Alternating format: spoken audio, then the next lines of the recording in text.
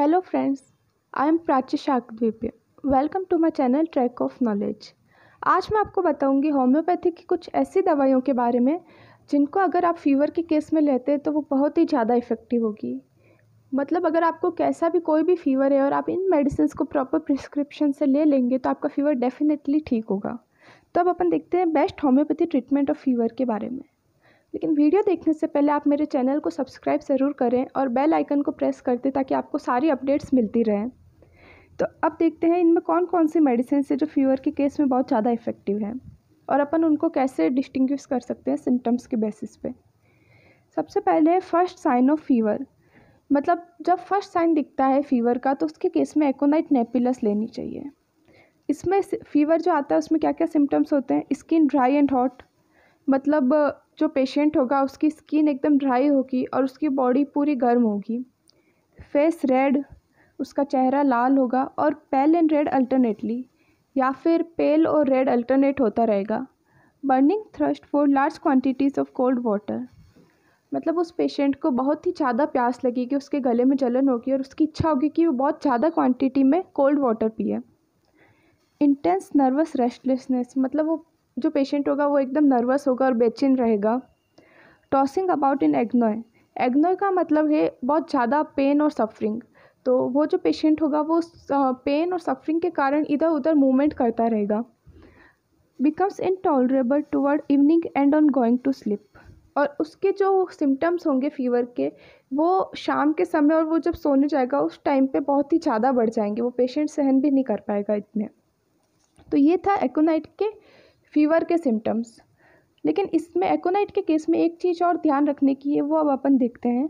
एकोनाइट should never be given simply to control the fever.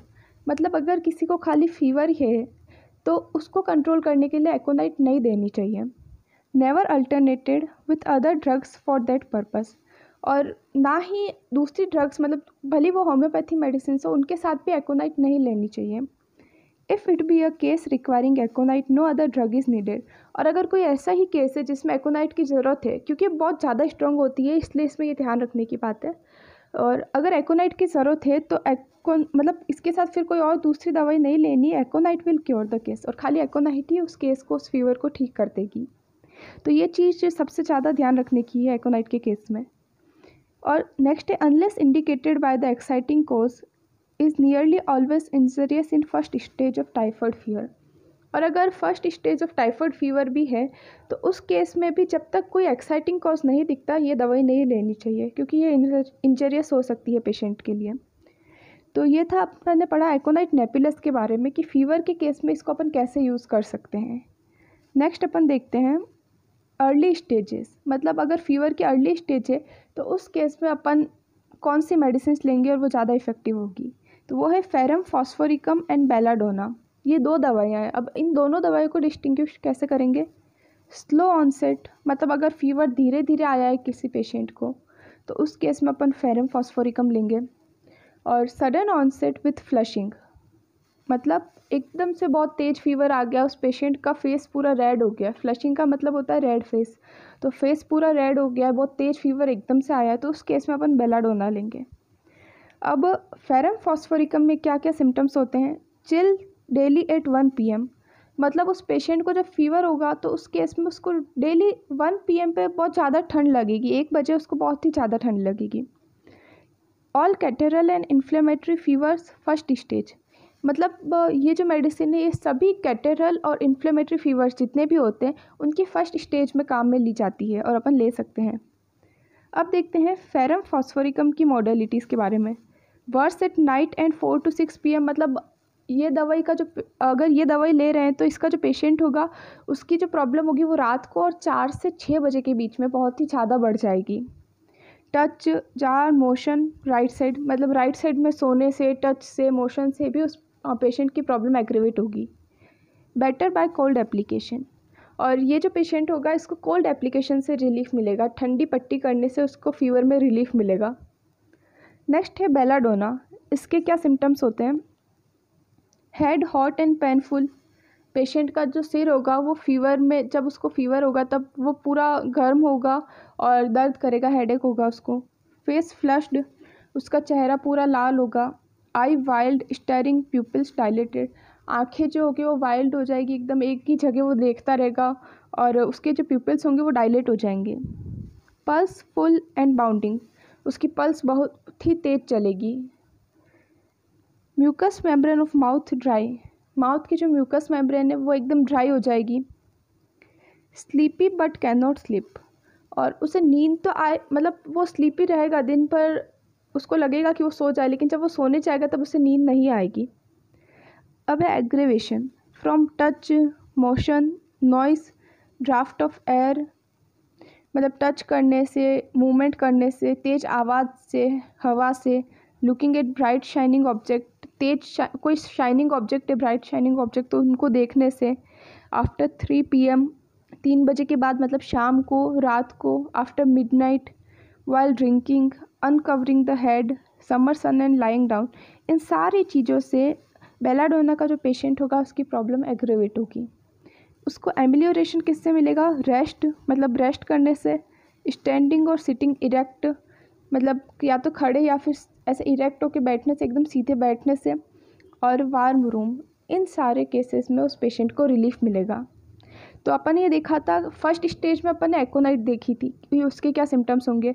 Early stage जब है, मतलब fever की अर्ली स्टेज है, तो उसमें ये 2 मेडिसिन काम करती है और इनके क्या सिम्टम्स है वो देखें। अब अपन नेक्स्ट देखते हैं इस्टेब्लिश्ड इलनेस, मतलब अपन ने ये दवाइयाँ ले ली और उसके बाद भी फीवर ठीक नहीं हुआ, वो वैसा का वैसा है, तो उस केस में अपन क्या करेंगे, उसमें फिर अपन आगे फर्दर सिम्टम्स देखेंगे कि पेशेंट के क्या सिम्टम्स है और उस बेसिस पे ट्रीटमेंट होगा। तो अगर प्रोफ्यूज सलाइवा, उस पेशेंट को बहुत ही ज़्यादा सलाइवा आ रहा है उसके मुंह में, तो उस केस में अपन मर्क्यूरियस सॉल्युबिलिस दवाई देंगे। इन दवाइयों को डिटेल में मैं आगे बताऊंगी, पहले अपन पूरा ये चार्ट देख लेते हैं।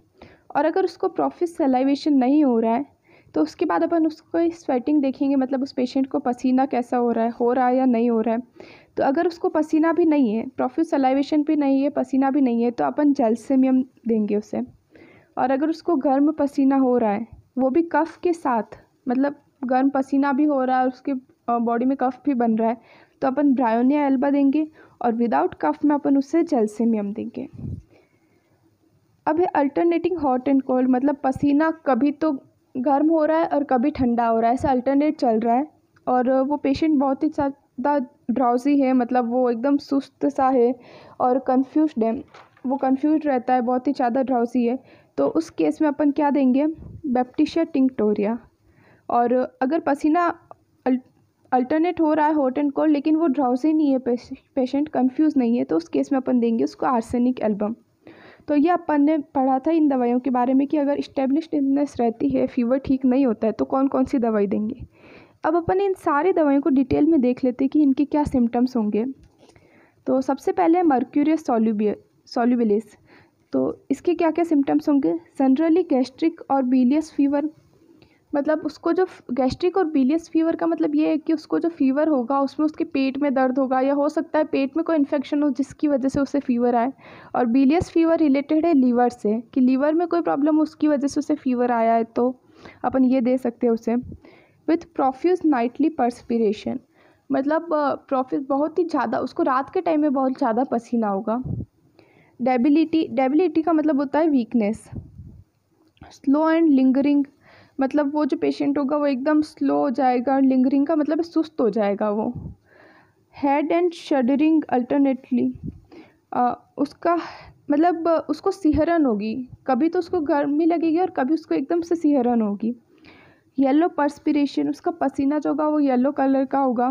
प्रोफ्यूज पर्सपिरेशन विदाउट रिलीफ, मतलब उस पेशेंट को कंटिन्यू पसीना होता रहेगा, अगर वो बैठा है तो भी उसको कंटिन्यू पसीना होता रहेगा, कोई रिलीफ नहीं मिलेगा उसमें। क्रीपिंग चिलनेस, मतलब उसको धीरे धीरे ठंड लगेगी और वो ठंड बहुत ही ज़्यादा बढ़ जाएगी। Worse in the evening and into night, और उसकी ये जो प्रॉब्लम्स होगी ये शाम के समय और रात को बहुत ज़्यादा बढ़ जाएगी। Alternate flashes of heat in single part, इसका मतलब क्या हुआ, उस पेशेंट की बॉडी का कोई भी एक सिंगल पार्ट है, वहाँ पे ऐसे अल्टरनेट हीट के फ्लैशेस आएंगे, वो एकदम से गर्म होगा, वापस ठंडा होगा, वापस से गर्म होगा। तो इस तरह से उसके सिम्टम्स चलेंगे मर्क्यूरियस सॉल्युबिलिस के। और ये अपन किस केस में दे रहे थे, जब पेशेंट को बहुत ज़्यादा सलाइवेशन हो रहा है, इस्टेब्लिश्ड इलनेस पे बहुत ज़्यादा सलाइवेशन हो रहा है, तो अपन ये दवाई उससे देंगे। अब नेक्स्ट अपन देखते हैं जैल्सीमियम के बारे में। तो जैल्सीमियम का जो पेशेंट होगा उसके क्या सिम्टम्स होंगे? Want to be held because he shakes, so मतलब उस पेशेंट को ठंड लगेगी, उसकी वजह से वो शेक करेगा और वो चाहेगा कि कोई उसको पकड़ ले क्योंकि उसको शेकिंग हो रही है इसलिए। Pulse slow, full, soft and compressible, उसकी पल्स जो होगी वो स्लो होगी लेकिन उसकी इंटेंसिटी बहुत ज़्यादा होगी। चिल्लीनेस अप एंड डाउन बैक, मतलब उसको एकदम से ठंड लगेगी, वापस नॉर्मल होगा, वो वापस उससे ठंड लगेगी। हीट एंड स्वेट स्टेजेस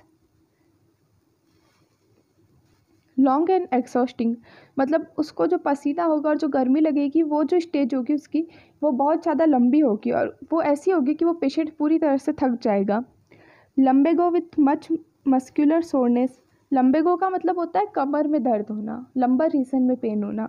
तो उस पेशेंट के लंबर रीजन में पेन होगा, कमर में दर्द होगा, विथ मच मस्कुलर सोरनेस, मतलब उसकी और उसके साथ पूरी बॉडी की मसल्स में भी उसको दर्द होता रहेगा।